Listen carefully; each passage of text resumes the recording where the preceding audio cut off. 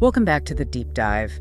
We're your shortcut, really, to cutting through all the noise and getting straight to insights that matter. And today, we're diving into something pretty universal, I think. This whole quest for, improving our lives. It touches everyone. It really does. And let's be honest, when you hear that phrase, improve your life, where does your mind go? For me, and I bet for a lot of you listening, it conjures up these huge, almost intimidating transformations. Right, like waking up at 5 a.m., suddenly running marathons. Exactly, or meditating for an hour straight, completely changing your diet overnight, becoming this perfectly optimized human. Yeah, the superhuman ideal. And look, those are great goals, admirable even. But for many of us, that picture, it feels less like inspiration and more like, pressure. Right, a lot of pressure. It can feel overwhelming. Totally. So daunting, it almost makes you want to just, stay put, stay exactly where you are. It can feel paralyzing. It really can. And what's so striking, I think, is how often we overcomplicate it, this whole idea of self-improvement. Our source material for this deep dive today offers a really different perspective, a much more, I'd say, sustainable path. Okay. How so? Well, it challenges that core belief, that deeply ingrained idea that lasting change needs some massive overnight effort. Instead, it suggests that the most profound, the most enduring changes, they don't start big, they start small. Wow.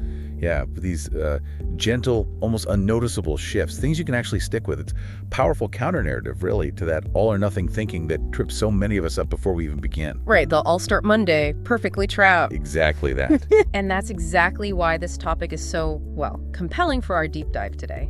So what does this actually mean for you, listening right now? Our mission, our goal today, is to kind of strip away that complexity.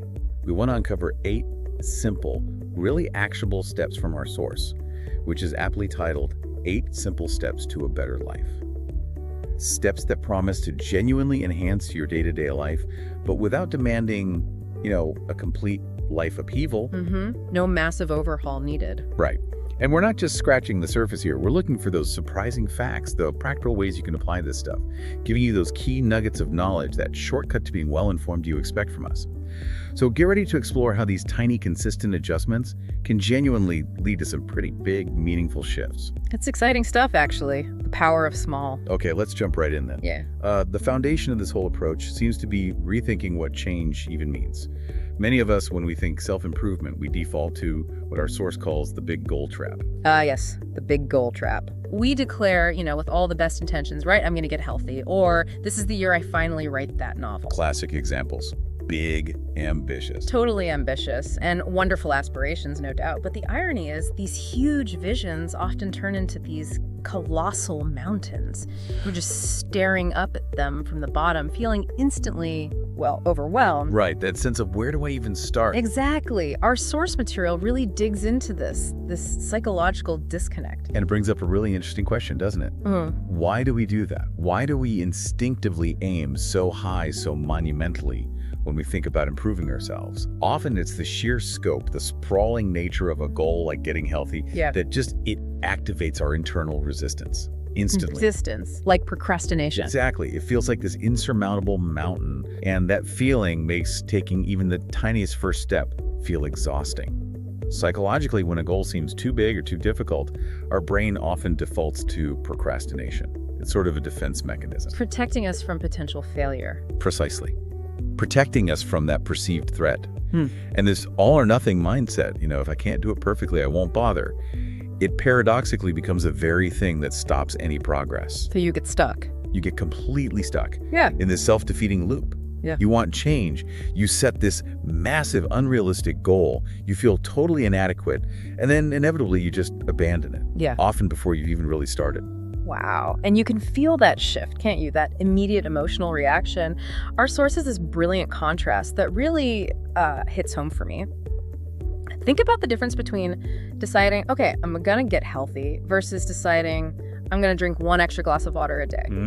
A very different feel. Totally different. When I hear get healthy, my mind just explodes with images. Restrictive diets, grueling gym sessions, saying no to social stuff. It's this mix of initial excitement, sure, but then boom, this wave of stress hits. Where do I start? How can I possibly keep that up? The overwhelm kicks in. Instantly, but then drink 1 extra glass of water a day. Almost sounds, it's so simple. Right. Manageable. There's no stress there, no intimidation. It doesn't feel like I'm depriving myself. It just feels doable, effortlessly doable. And that feeling, that doable part, that's absolutely crucial. That's the starting gate. It has to be. Because that broad, vague goal, get healthy, Yeah. it can just unleash this flood of negative self-talk, right? This sense of inadequacy before you've even changed a single behavior. Yeah. It implies this immediate, radical transformation of your whole identity, your lifestyle. Which is terrifying. It can be, but drink one extra glass of water. It's specific, it's measurable, it's clearly achievable, relevant, easily time-bound, all those SMART goal criteria, but on a micro scale. Yeah. It cleverly bypasses that internal resistance because the demand is so minimal, at least initially. Right. It sneaks past the goalie. Kind of. And this subtle difference in framing makes all the difference in whether we take that first step and maybe more importantly, whether we can keep it going. Yeah. It's about shifting focus from this huge abstract ideal to a concrete, manageable micro action. Okay, that makes perfect sense. And it leads us right into the next point, doesn't it? The transformative power of these small habits, because this is where it gets really interesting, I think. This is the magic, right? This is where the momentum builds. Our source emphasizes that these tiny wins, they aren't just, minor check marks. They're like rocket fuel for motivation. Powerful stuff. Think about building muscle, right? You don't walk into the gym on day one and try to lift the absolute heaviest weight. No, definitely not. You'd injure yourself. Exactly. You start lighter, you build strength gradually, and then, only then, do you increase the load. It's the same principle here. When you succeed at a small habit, even something seemingly tiny, like that extra glass of water, your brain registers it as a win. And that win is chemically rewarded. Right. It triggers that dopamine release, the motivation molecule, as they call it. It's like a little neurochemical pat on the back. Your brain essentially says, hey, that felt good. Let's do that again. And it's not just a feeling, is it? It's actual physiology priming you for the next small step. Absolutely. Yeah. It creates this self-perpetuating cycle, a confidence-building feedback loop. Our source calls them micro changes. Micro changes, I like that. And what's truly powerful here, connecting it to the bigger picture, isn't just completing the task. It's how it starts to rewire your perception of yourself. Each small success chips away at doubt and reinforces the belief, hey, I am capable of change. And that belief, that's incredibly potent for long-term transformation. So it builds self-efficacy. Precisely. Behavioral psychology shows this again and again. Consistency, even the smallest things, yields far greater results over time than big sporadic efforts. Think about habit stacking, for instance. Habit stacking, tell me more. It's where you cleverly attach a new micro-habit onto an existing routine you already have locked down. For example, you might decide, okay, right after I brush my teeth each morning, I'm drink 1 glass of water. Ah, so you're piggybacking on something you already do automatically. Exactly. It uses those existing neural pathways, making the new habit feel almost effortless to integrate. And these seemingly tiny actions, when you compound them day after day, week after week, month after month, Right. well, they can lead to exponential change, radical transformation even. It's like the compound interest of habits. That's a perfect analogy.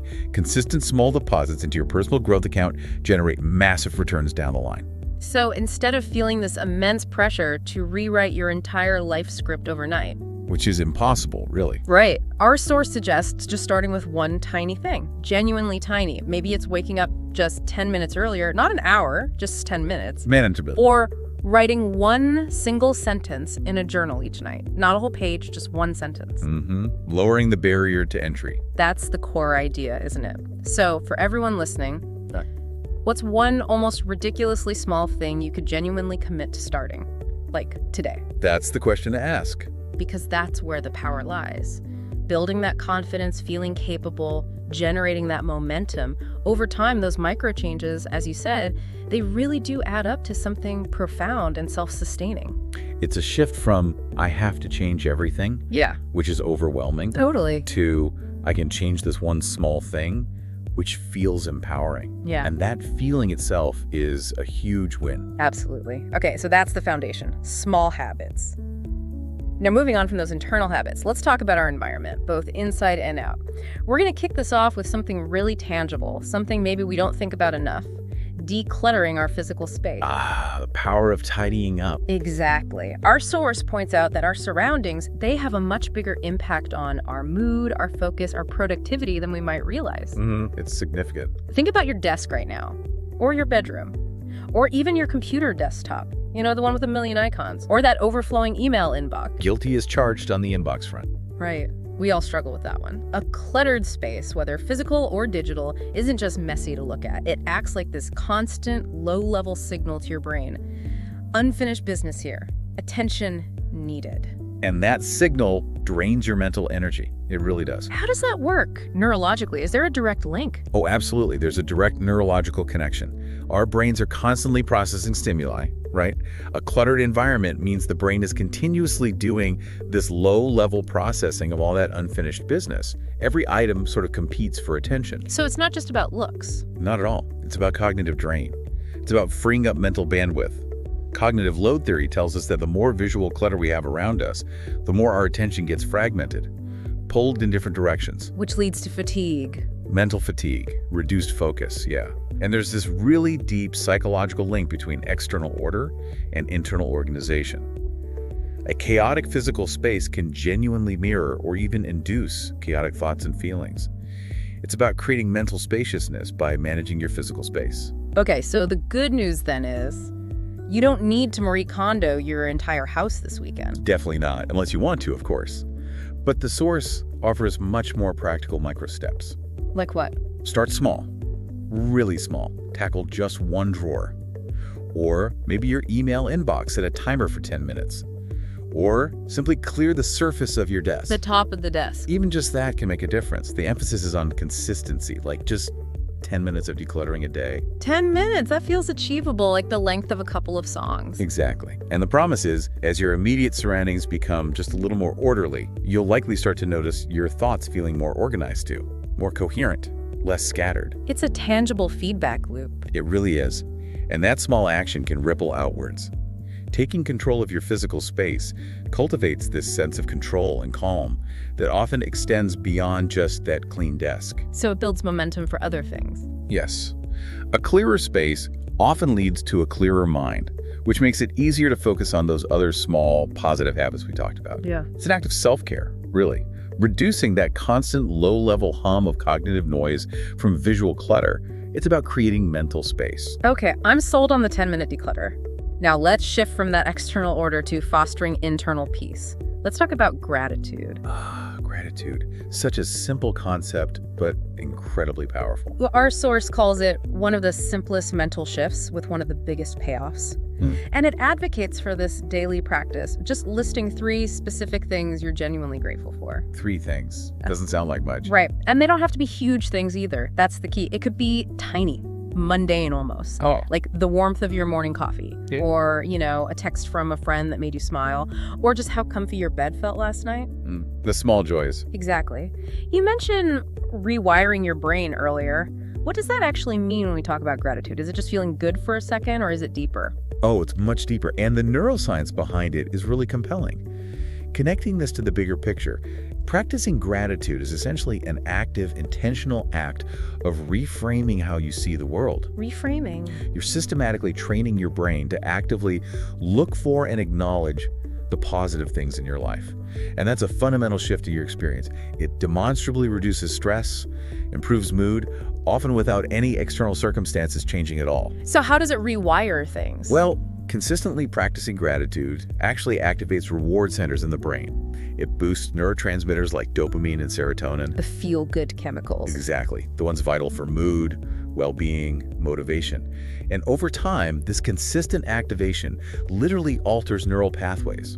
It strengthens the circuits associated with positive emotions, and crucially, it can weaken the pathways linked to negative thinking, like rumination or stress responses. Wow, so it physically changes the brain. It can, yes. Yeah. Our brains naturally have this negativity bias, right? An evolutionary hangover that kept us alert to danger. Always looking for threats. Right. Gratitude actively counteracts that.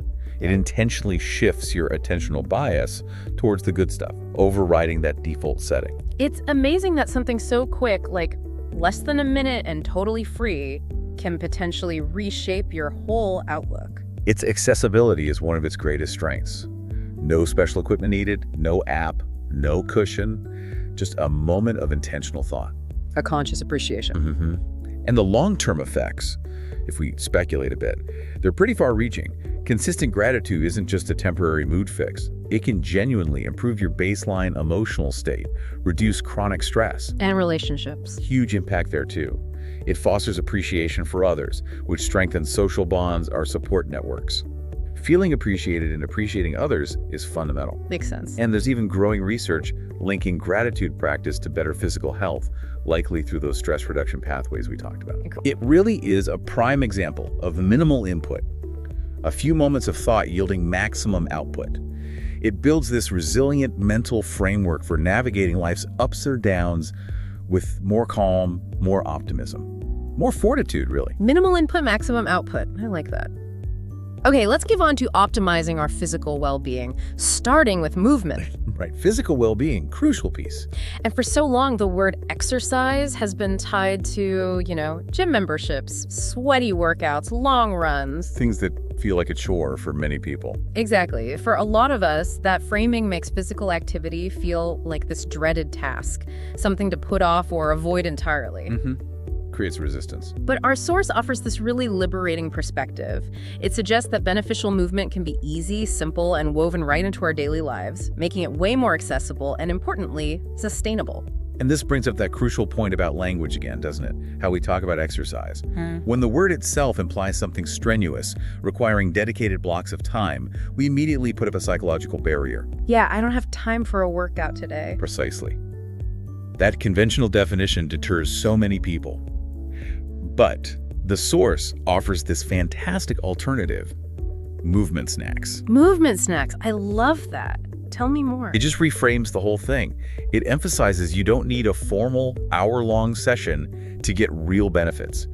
Physiologically, even short bursts of movement, just a few minutes, can significantly improve circulation, release those mood-boosting endorphins. Ah, the runner's high, the bite-sized. Kind of, and it acts as a great mental reset, feeling stressed, fatigued, mentally stuck. A quick movement snack can clear the fog. These aren't minor perks. They're critical for keeping energy levels up, boosting cognitive function, improving mental clarity throughout the day. So it breaks activity down from this big, scary thing into something enjoyable and manageable. Exactly. Like the source suggests dancing to your favorite song while making breakfast. That counts. Okay, I could get behind that. Or taking the stairs instead of the elevator, even just for a floor or two. Simple swap. Or doing a few stretches at your desk during a break. All easy, gentle, effective ways to sprinkle movement throughout your day. Sprinkling. I like that image. Instead of carving out one huge, intimidating block of time that often feels impossible to fit in. Right. It's about integration, not segregation of movement for the rest of life. And the broader impact of this movement snack approach. Well, if we extrapolate a bit, systematically weaving these snacks into your routine directly tackles the negative effects of sitting too much, which we know is a huge modern health issue. It boosts overall energy levels, not just in the moment, but by improving metabolism and reducing stiffness. Okay. And crucially, it changes how you feel about healthy habits. They become less like obligations and more like natural, enjoyable parts of just living. That psychological shift seems key for sticking with it. It's absolutely fundamental. It redefines being active into something achievable for pretty much everyone, regardless of fitness level, age, or how busy they are. It's about making movement feel natural, not forced. From active movement snacks, let's shift to something perhaps even more foundational: sleep. Sleep, the unsung hero. Our source is really clear on this. Sleep is the absolute foundation of everything. Couldn't agree more. Your mood, your focus, your immune system, your willpower. Every single bit of how you function day to day rests on the quality of your sleep.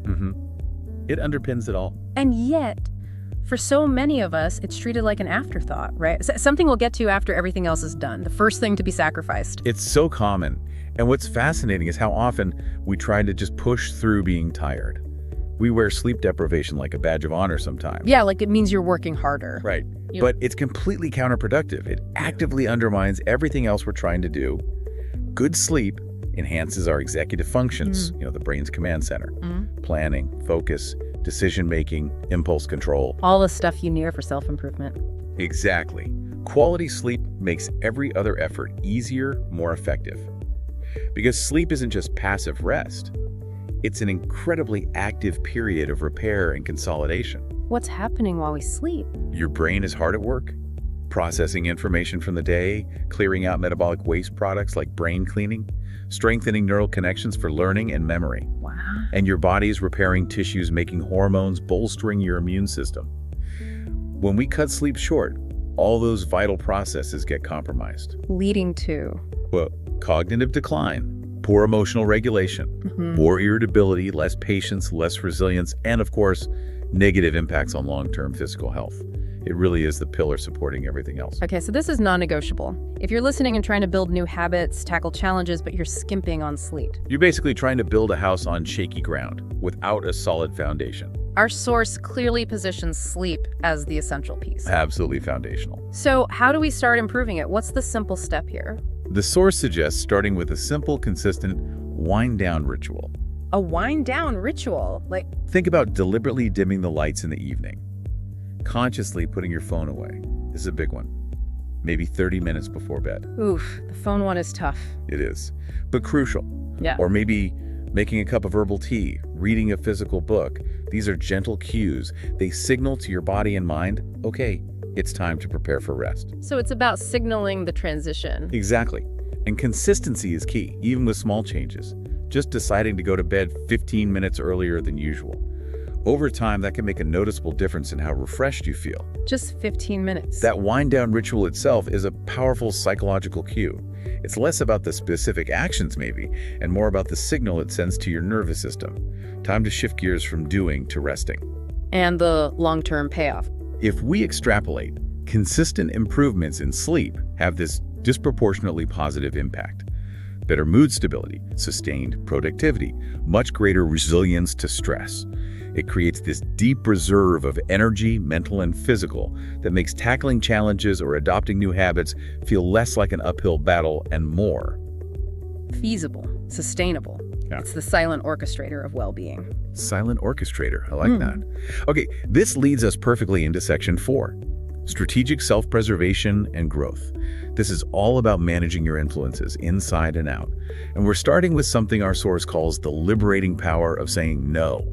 The power of boundaries. Yes. Actively protecting your energy. Let's unpack this because I think everyone listening can relate to feeling stretched thin. That feeling of depletion. Right. And often it's not because we're doing too much necessarily, but because we're doing too many things that drain us. That's a crucial distinction. Our source makes this vital point. Improvement isn't just about what you start doing. It's just as much, maybe more, about what you stop doing. Addition by subtraction. Exactly. So many people feel perpetually exhausted, not from hard work, but from just saying yes constantly. Yes to things that don't really matter to them, don't align with their values. Yeah. Obligations, requests, distractions. They just chip away at you. And if we connect this to the bigger picture, saying no is really an act of self-stewardship. It's profound self-care. It's recognizing that your time, your mental space, your emotional energy, these are finite resources. They're precious. You only have so much bandwidth. Exactly. And saying no allows you to consciously direct those resources towards what truly nourishes you, what aligns with your values, instead of letting them get siphoned off. Siphoned off by what the source calls energy drainers. Precisely. Those subtle, or sometimes not so subtle, commitments, activities, interactions that just leave you feeling depleted, less capable. Why do we do it? Why do we say yes so often when we know it's draining? Oh, there are lots of reasons. Deeply ingrained people-pleasing habits, maybe. Fear of missing out FOMO was real. Or just societal pressure, this idea that being busy equals being important. Right, the busy trap. Learning to set healthy boundaries, to say no respectfully but firmly, isn't selfish. It's absolutely essential for preserving your energy and your integrity. So the simple step here is identify your drainers. That's the starting point. Take a moment, reflect honestly. What consistently leaves you feeling worse off after you engage with it? Could be anything, right? Absolutely. Maybe it's that toxic group chat you mentioned. Or a volunteer role you've outgrown but feel guilty leaving. Or doom scrolling, that's a big one. A huge modern energy drainer. Consuming endless negative news or social media comparison traps. So identify them, and then consciously, courageously start saying no more often, or limiting your exposure. It's not about being rude, it's about being intentional. protective of your capacity. What's the ripple effect of doing that? Well, the extrapolation is significant. Saying no to the drainers frees up not just time, but that crucial mental and emotional bandwidth. And that freed up space, it allows for more genuine, focused engagement with the things that actually bring you joy, fulfillment, growth. So you have more energy for the good stuff. Exactly. It shifts you from being reactive to being proactive. Yeah. You reclaim agency over how your energy is spent, making sure it's invested wisely in ways that serve you, rather than leaving you feeling perpetually depleted. It's transformative. That makes so much sense. Reclaiming agency. And that idea of curating your energy leads perfectly to the next point. Actively curating your circle, your surroundings. Who and what you surround yourself with, hugely important. We've all heard that saying, right? You're the average of the 5 people you spend the most time with. A classic for a reason. It holds a lot of truth. Our source definitely confirms that, but it also expands on it. It's not just the people, it's the ambient energy, the ideas, the attitudes around you. The whole environment. Yeah, if you're constantly swimming in negativity or gossip or pessimism, it's gonna rub off on you. It just is. It's incredibly hard to maintain a positive outlook or pursue your goals when your immediate environment is constantly pulling you down. Almost impossible, maybe. And what's really fascinating here is how subtle this influence often is. It's usually not direct advice or criticism. It's more the ambient vibe, the prevailing attitudes, the unspoken assumptions. These things gently but persistently nudge us towards certain ways of thinking and behaving. Like social osmosis. Kind of. Social contagion theory explains this well. Emotions, behaviors, even habits can spread through networks, often without us consciously realizing it.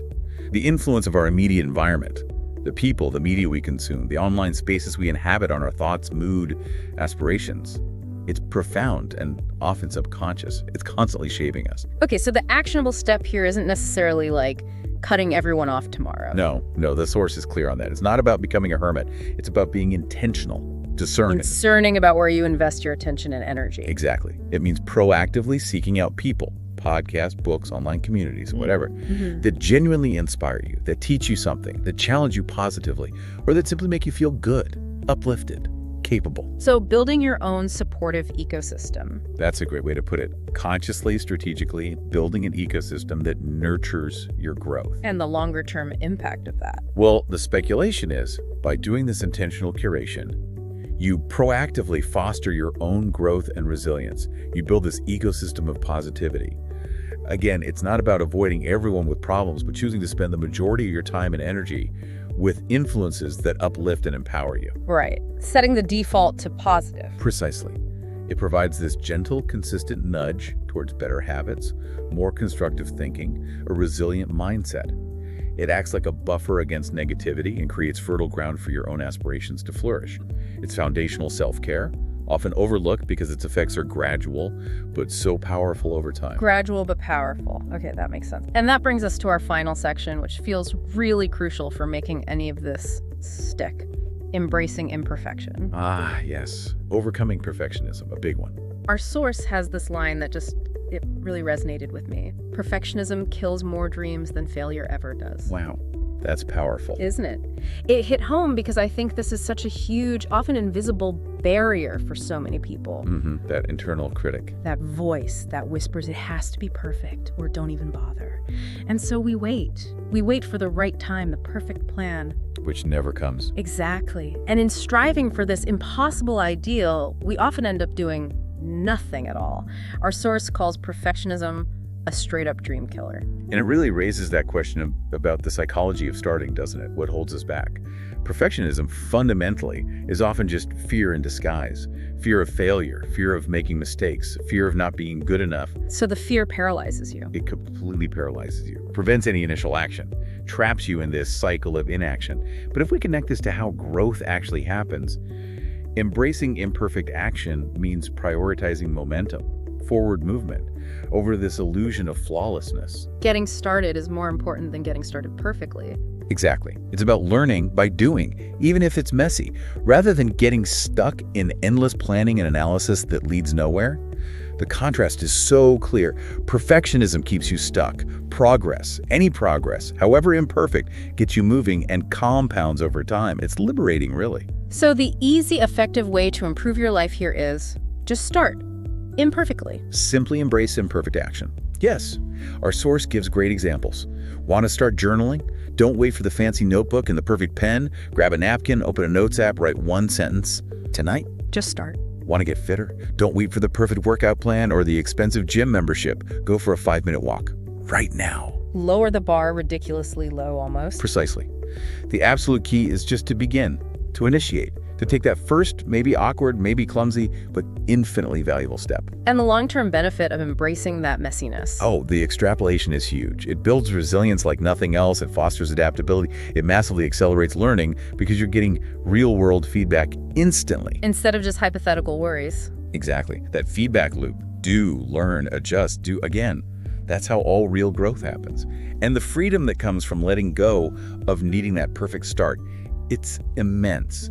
It shifts your focus from some impossible, idealized outcome to the power of just consistent forward movement, however small, however unpolished. Valuing the journey, the learning, over some perfect destination. Beautifully put. That's exactly it. Wow, okay.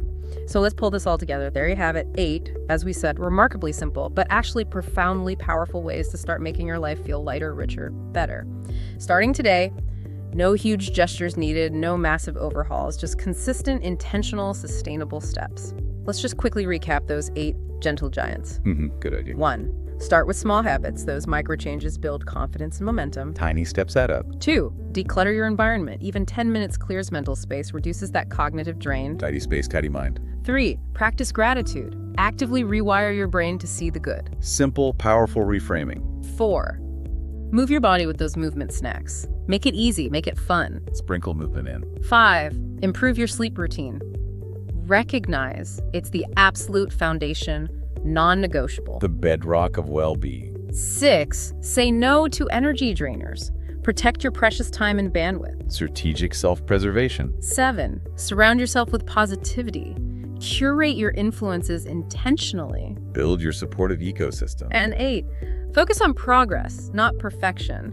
Embrace that imperfect action to just keep moving. Momentum over flawlessness. And none of these really require special tools, tons of money, or turning your life upside down. They're genuinely gentle, accessible steps you can weave into your everyday life starting right now. Exactly. It's about folding them into the day you already have. And maybe as you reflect on these insights, just consider this. Which one of these 8 simple steps feels the most resisted by you right now? Which one makes you think, well, I don't know about that one? That's a good question. Where's the friction? Right. Could that very resistance be a little signal, an indicator perhaps, of where the most impactful yet seemingly small change could actually begin for you? Just something to think about. What tiny imperfect action might you take today, prompted by that resistance?